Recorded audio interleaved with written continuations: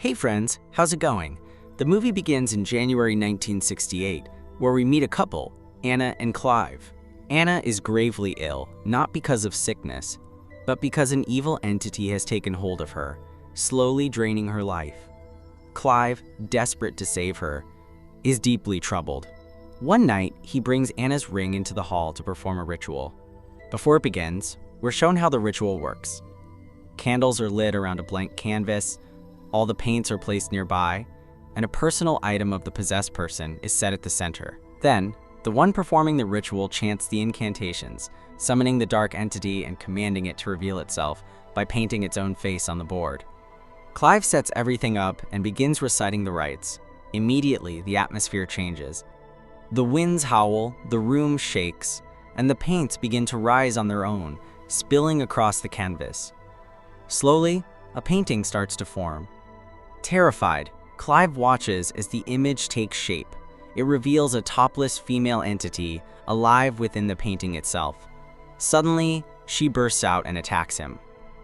Meanwhile, Anna wakes up after hearing the chaos. But when Clive appears before her, he's no longer himself. The entity has taken over, grinning wickedly as it lunges at Anna. The scene cuts right there.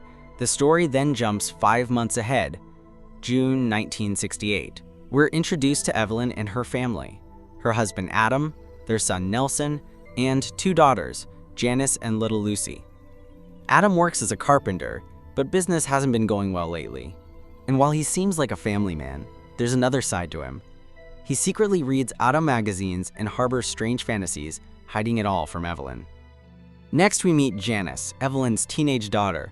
She's moody, short-tempered, and constantly annoyed with her little sister Lucy. Despite the usual family squabbles, life seems normal and happy, until one day, everything changes.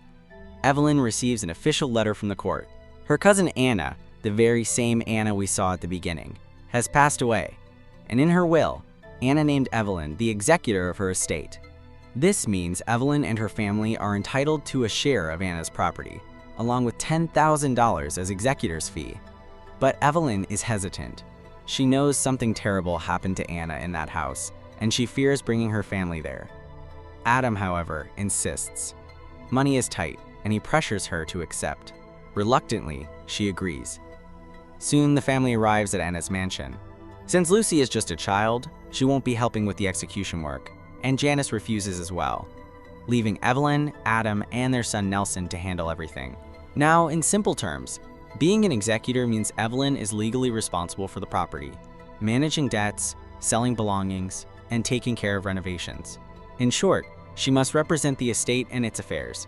As they start sorting through the house, they notice numerous old portraits, paintings of Clive's ancestors. But then Evelyn discovers something unsettling, the painting of that same topless female entity we saw earlier. She's disturbed, while Adam and Nelson glance at it with curiosity. Evelyn wastes no time. She orders the painting to be taken up to the attic and stored away.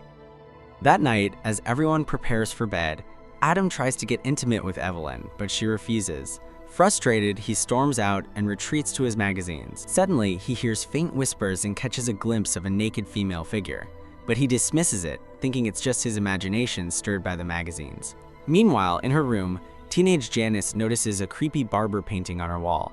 She tries to remove it, but fails. Disturbed, she eventually goes to sleep. But in the middle of the night, her hair begins to cut itself, strand by strand.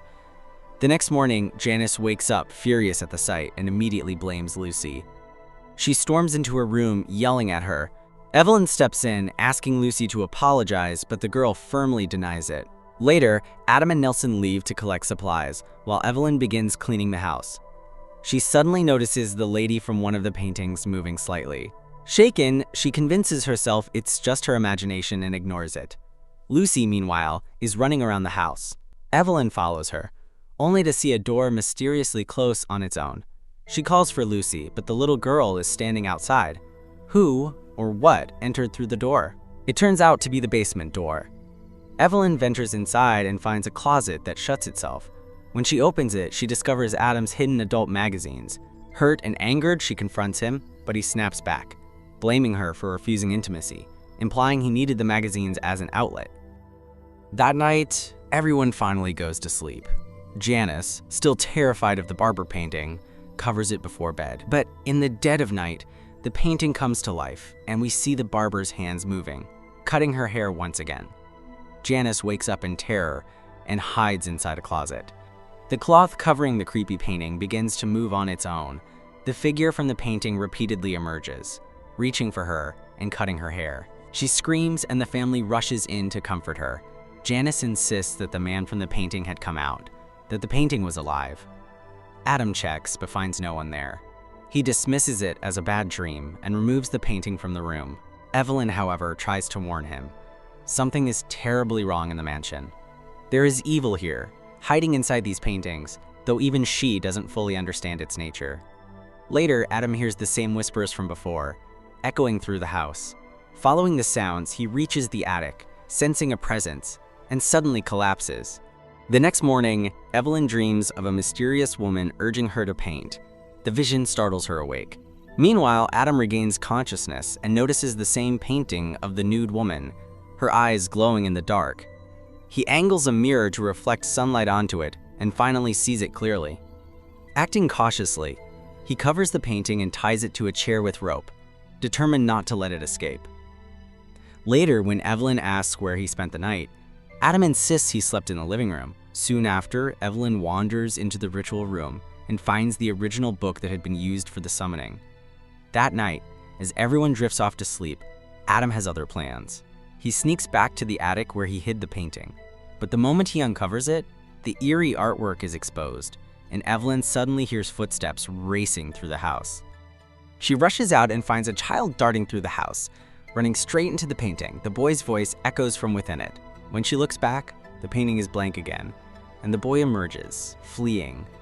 Evelyn chases him toward the basement, where someone pushes her inside. Meanwhile, Nelson wakes and notices paint colors moving across the floor. As he approaches, one of the paintings seizes him, pulling him inside. He struggles violently until Adam arrives, pulling him free. By now, Janice and Lucy have also arrived at the scene, witnessing the chaos unfold. The family frantically searches for Evelyn and finally finds her in the basement, terrified as she comes face to face with the naked female entity. By now, everyone has gathered, and Evelyn decides it's best to leave the mansion, taking her family back home. Once home, they tend to each other's wounds, and slowly the strained relationships among them begin to mend. Even Janice and Lucy start to rebuild their bond. Despite the calm, Evelyn remains unsettled. She confides in Adam, insisting that something was horribly wrong in that mansion. It appeared that Clive had killed Anna and then himself, but she senses the truth is far more sinister. Evelyn then finds the old book, noticing an address scribbled on it. Following it, she meets a woman who reveals a massive collection of paintings. She explains that in the past, when people died, their spirits often wandered. To contain them, spirits were trapped inside paintings. But this practice had an unintended consequence. Evil entities found a way to move in and out of these artworks. She explains that this ritual had largely stopped by the early 20th century. However, Clive's family had continued it in secret, holding dark secrets of their own. Meanwhile, back at the house, Janice and Lucy are playing in the basement. When Janice steps away for a moment, the boy from the painting appears to Lucy and lures her to follow him. As she does, he suddenly grabs her, trying to drag her away. Lucy screams, and Janice rushes back just in time to save her. While investigating, Janice discovers the same eerie painting of the nude woman from the mansion. It has followed them into their home. She shows it to the others, and Adam examines it closely. Desperate to uncover the truth about Clive's family and the demons trapped inside the paintings, Adam heads to the library to research both demonology and the dark history of the Clive bloodline. That night, Adam tries to destroy the painting by burning it, but Evelyn catches him and warns that it won't work. Once these entities attach themselves to someone, she explains, location doesn't matter. They'll always find their way back. The story then delves into the family's dark history. Clive's great-great-grandfather knew a woman named Cassandra. It is revealed that Cassandra used to come and go from the house regularly, until one day she was killed. After that, deaths and disappearances began plaguing the family. Later, the family's great-great-grandfather and his wife were burned alive in a house, and a new mansion was built on that same site. Members of the family developed an obsession with being immortalized in paintings. They would trap their own spirits inside the artwork, allowing their souls to move between the physical world and the spirit realm, as we've seen throughout the story.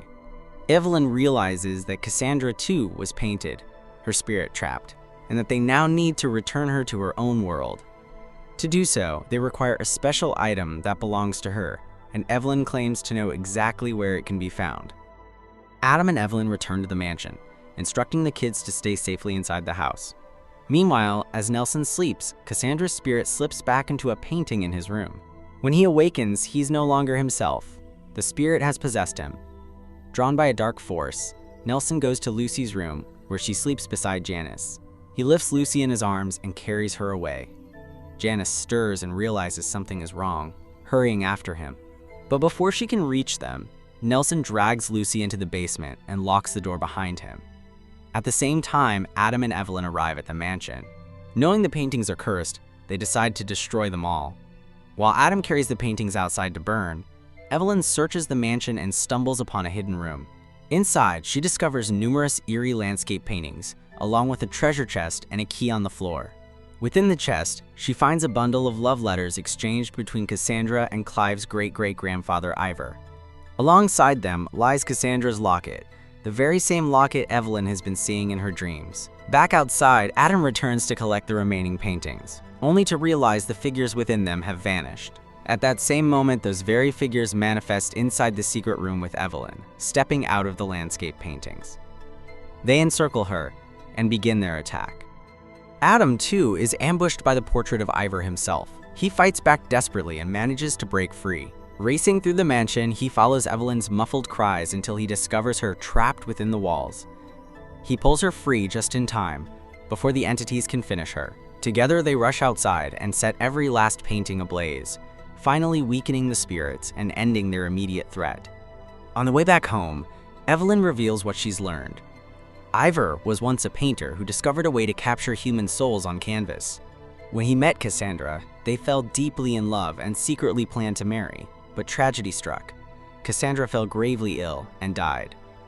Consumed with grief, Ivor vowed to summon her spirit into a painting so they could be reunited after death. He intended to join her in the afterlife, but when he failed to end his own life, Cassandra felt betrayed. She never forgave him. As time passed, Cassandra's spirit became consumed by rage.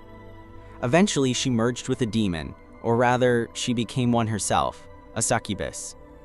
For those who don't know, a succubus is a female demon from folklore, a predator of dreams who seduces men, luring them into pleasure before draining their vital energy. From that point on, Clive's bloodline was cursed. Cassandra, now a succubus, would possess the husbands in the family and cause their wives to be killed by their own hands. This is exactly what we saw in the opening scenes with Anna. Adam confesses that the succubus had tried to possess him as well. By the time he tries to speak, they arrive home. He hesitates, wanting to tell Evelyn something important. But before he can, Janice bursts in with urgent news about Lucy and they rush inside. Nelson, now fully possessed, attacks Lucy, but Adam arrives just in time. He restrains Nelson and locks him in the basement. Evelyn quickly takes the girls to her car and tells Janice to get Lucy to a safe place. In the chaos, she hands Adam the cloth from which the succubus had emerged. Determined, they prepare a ritual to destroy her.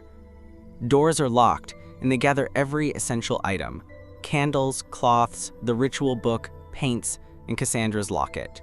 But Nelson breaks free, destroying the power distributor and plunging the house into darkness.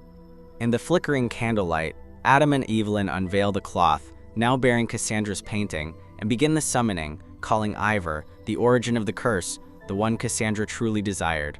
Yet his spirit refuses to appear. Confused, Evelyn rereads the ritual book. Ivor can't come without a sacrifice, she explains. Adam steps forward, removes his shirt, and grips a knife. Then he reveals a secret he's long buried. The nude woman they saw in the attic wasn't just a spirit, it was Cassandra. That night, while Evelyn slept, Adam had returned to the attic and found her naked. Overcome by desire, he gave in, frustrated by Evelyn's refusals. He had always relied on magazines for release, a weakness the succubus had noticed, turning him into her perfect target. Consumed by guilt, Adam stabs himself to complete the ritual. Evelyn, shocked and tearful, struggles to make sense of the horrifying scene. After losing a tremendous amount of blood, Adam finally dies. Meanwhile, Nelson, still possessed, pounds on the door, trying to break through. Heartbroken, Evelyn summons Adam's spirit into the painting, believing that Cassandra needs a companion, a partner in love. Adam's spirit appears alongside Cassandra, his sacrifice binding him to the painting, allowing him to coexist peacefully with her. But Nelson finally bursts through the door, attacking Evelyn, still under the succubus, lingering influence. Just then, Janice returns and attempts to protect Evelyn, but Nelson strikes her aside. Spotting a lighter, Janice makes a desperate move. She throws it onto the painting. The section containing Cassandra ignites and burns away, and with it, the succubus vanishes. Nelson is finally freed from the succubus. Little Lucy rushes into the room, and the family reunites. However, the ritual begins to falter, revealing a harsh truth. Adam was not part of Evelyn's bloodline. If a male of the pure bloodline had performed it, the ritual might have worked, but with Adam, it ultimately fails. In the final scene, Adam's spirit can be seen among the collection of paintings in the painted. Cassandra, however, has not returned. Her link to the world has been severed. Evelyn and her children have survived, finally free from the curse. And with that, the movie comes to an end. So friends, that was the story of The Painted. Now you understand the concept. The family's bloodline had a dark tradition of trapping their spirits inside paintings, seeking a twisted form of immortality. But this practice came with deadly consequences. Cassandra, betrayed in life, became a demonic entity, a succubus. From then on, any man who entered the mansion and gave in to desire would meet a fatal end. In the end, when her painting was destroyed, her connection to the world was finally broken. Evelyn and her children survived, at last safe from her wrath. I hope you enjoyed the story and found the movie intriguing. If you did, don't forget to like this video. And if you're new here, subscribe for more. I'll see you in the next video. Until then, stay spooky.